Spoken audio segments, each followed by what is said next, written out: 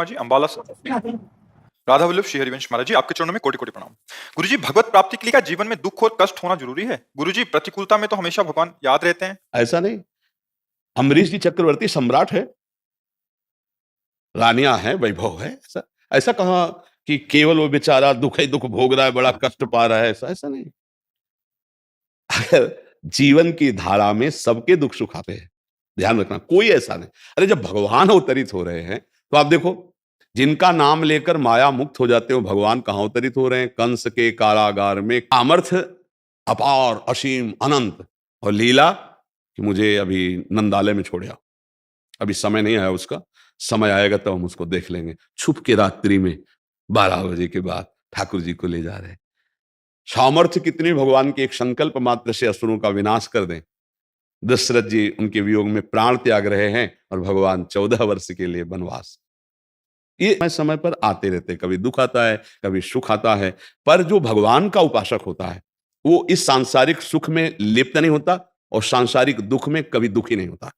दोनों में सम रह करके वो आगे बढ़ता है। भगवान ऐसी सामर्थ्य देते हैं। आज अगर सत्संग शुदा हो तो ये प्रश्न था कि आखिरकार संतों को दुख क्यों प्राप्त होता है, तो वहां वर्णन हुआ कि भगवान और भक्त दोनों बात प्रेम की और भाव की रक्षा की, उनको शरीर रक्षा और भोगों की रक्षा की बात ना भक्त के हृदय में होती है और ना भगवान के हृदय में होती है। इसलिए भक्त भी नहीं चाहता और भगवान भी नहीं चाहते। उनका भाव इतना दृढ़ रहता है कि 22 बाजारों में कोड़ों से मार मार कर खाल खींच दी गई, पर हरि बोल हरे कृष्णा हरे कृष्ण, एक बार भी कभी आंसू नहीं गिरा और आह नहीं निकली। थोड़ा प्राकृतिक बुद्धि से समझ में नहीं आएंगी कि भगवान का नाम जप करें, 22 बाजारों में कूड़ा मारा जा रहा है, कई तरह के ऐसे। ठाकुर हरिदास जी से पूछा तो उन्होंने कहा कि वास्तविक आपको सत्य कहते हैं, इतना भी हमें कष्ट नहीं हुआ, सारे कोड़े भगवान अपने ऊपर ले रहे थे। ये आप कैसे जान पाओगे? बाहरी के खिलवाड़ हो रहा था उनके साथ, वो शरीर जैसे सांप की केचुल है। अच्छा मानो जैसे आपका पुराना कपड़ा है और उसमें 50 लाठी मारी गई, अब आपको क्या कष्ट है? ऐसे संत के शरीर का राग नष्ट हो जाता है, वो दिव्य भाव में निरंतर। अब उनके शरीर को पूजो या पीड़ा पहुंचाओ, वास्तविक कष्ट नहीं होता। अज्ञान के कारण इस शरीर को कष्ट होता है। जैसे तो कष्ट हटा, ऐसे ही ज्ञान में जब जग जाता है तो कष्ट नहीं रहता। और अनंत जन्मों से हमसे अपराध हुए, उन अपराधों का भोग भी हो गया और भगवान ने हमारे भाव पुष्ट कर दिए, भगवत प्राप्ति हो गई। ऐसा नहीं कि बराबर दुखी मिलता रहता हो।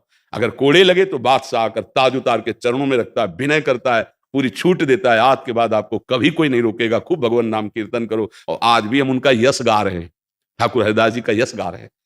तो ऐसा जैसे कि भक्त को केवल दुख ही मिलता है, ऐसा तो नहीं है।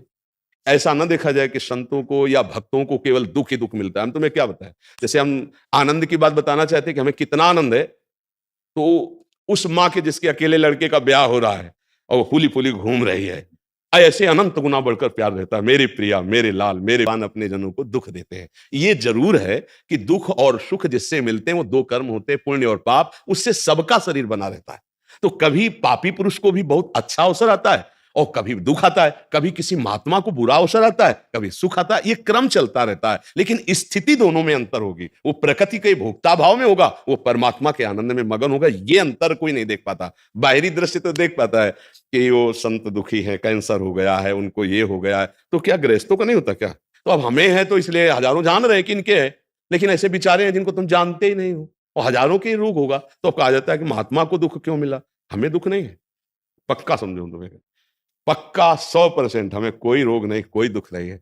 इस शरीर को है तो उसका व्यवस्था ठाकुर जी की है, बहुत बढ़िया व्यवस्था की है, भवन है। महाराज आपके माध्यम से तो सबको आनंद दे रहे हैं। आप तो आनंद में हैं ही, लेकिन आपका आनंद, हाँ, वो केवल प्रियाजू की कृपा है, केवल प्रियालाल की कृपा का फल है। और हम आपसे सच्ची कहते हैं, हम कोई विद्वान नहीं भैया, गांव के स्कूल के कक्षा 9 पढ़े, बार बार बता रहे। जैसे हमसे कोई व्याकरण और शास्त्री हो, आचार्य, हम कुछ नहीं है। कक्षा 9 साइंस साइड में पढ़ के भाग पड़े थे घर से। ये जो कुछ सुन रहे हो केवल भगवान की कृपा से सुन रहे हो। कोई पढ़ाई लिखाई या हम ज्वाइन किया हो सत्संग का, कॉलेज की कैसे बोला जाता है, कैसे, कुछ नहीं। ये भगवान आप बोल रहे हो, प्रश्न कर रहे हो, भगवान हमको समझा रहे हो, हम आपको बोल रहे हैं। महाराज अकर्ता भाव में कैसे स्थित हो सके? उसे अकर्ता है ही, जब तक स्वरूप बोध ले होगा तब तक ये जान नहीं पाएंगे। तो इसके लिए एक उपाय करें कि जो भी कर्म करते हो भगवान को समर्पित कर दिया, करता हो जाएंगे। जैसे दिन में कुछ समय याद रहता है, फिर टोटल जब सोने जाते हो तो टोटल जमा कर दो ना, जगने से लेकर सोने तक। ये तो सर्वाणि कर्माणि मयि सन्न्यस्य मत्पराः अनन्येनैव योगेन माम ध्यायन्ति उपासते, श्री भगवान करे। ये तो सर्वाणि यत् करोषि, जो जो कर्म कर रहे हो, एक एक घंटा समर्पित कर दो। एक एक घंटा का नहीं आता तो पूरा टोटल, जब से जगे थे तब से आज तक, अभी शयन तक, हे प्रभु आपको समर्पित है। और हे नाथ, इस कर्म में जो त्रुटि हुई हो, आपके प्रतिकूल हो, तो मुझे संकेत कीजिए और मुझे बल दीजिए कि वो गलती मेरे से न हो जो आपके प्रतिकूल हो। बहुत बढ़िया जीवन हो जाएगा। आत्म की चर्चा को प्रधानता देते हैं तो आशीर्वाद रूप में यही कहते हैं, यदि नाम जप करोगे आप और गंदे आचरण नहीं होंगे तो आप जिधर जाना चाहोगे उधर आप प्रकाशित हो जाओगे। नाम जप करो, आचरणों को पवित्र रखो, आप फिर देख लेना। आशीर्वाद का तात्पर्य है आपकी बुद्धि का बलशाली हो जाना, पावरफुल हो जाना। आपको कभी कोई निरुत्साहित ना कर पावे, तो किसी भी मार्ग में आप जाएं, आप बलवान हो जाएंगे। तो ये पावर मिलता है भगवान के भजन से। राधा राधा राधा राधा।